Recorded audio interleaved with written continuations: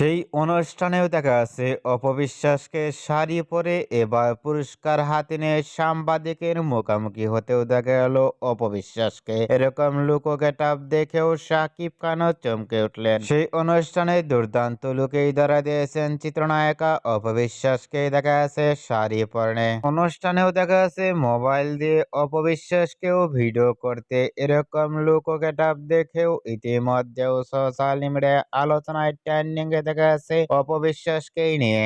অপবিশ্বাসকে এবার অনুষ্ঠানে সাংবাদিকের মুখোমুখি হতেও দেখা গেল শাড়ি পরনে। এরকম লুক ও ফিটনেস দেখে ইতিমধ্যেও ভক্ত ও শুভাকাঙ্ক্ষীরা অবাক হয়ে পড়ছেন অপুকে দেখে।